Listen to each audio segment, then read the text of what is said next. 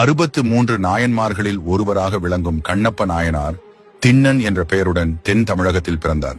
வேட்டுவர் சமூகத்தை சேர்ந்த இவர் சிறு வயதிலிருந்தே காடுகளில் வேட்டையாடி வந்தார். ஒரு நாள் திண்ணன் காடு வழியாக சென்று கொண்டிருந்த போது ஒரு பழைய சிவலிங்கத்தை பார்த்தார். அது ஒரு சிறிய கோயிலில் இருந்தது. அங்கு பூ தீபம் எதுவும் இல்லாமல் வெறுமையாக இருந்தது. திண்ணனுக்கு அந்த சிவலிங்கம் மீது அன்பு பெருகியது. அவர் தனது பாசத்துடன் வனத்தில் கிடைக்கும் வண்டல் பூ, சிறு பழங்கள், தன்னால் சமைக்கப்பட்ட இறைச்சி ஆகியவற்றை ஈசனுக்கு படைத்து வழிபடத் தொடங்கினார். திண்ணனின் பக்தி ஆன்மீக விதிகளுக்கு ஏற்ப இல்லை என்றாலும் அவரது உணர்ச்சி ஈசனை ஈர்த்தது. சில நாட்களுக்கு பிறகு சிவலிங்கத்தின் ஒரு கண் ரத்தம் வடிக்கத் தொடங்கியது.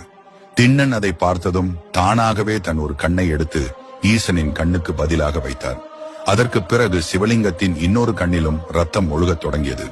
திண்ணன் தயங்காமல் தன் இரண்டாவது கண்ணையும் கொடுக்க தயாரானார்.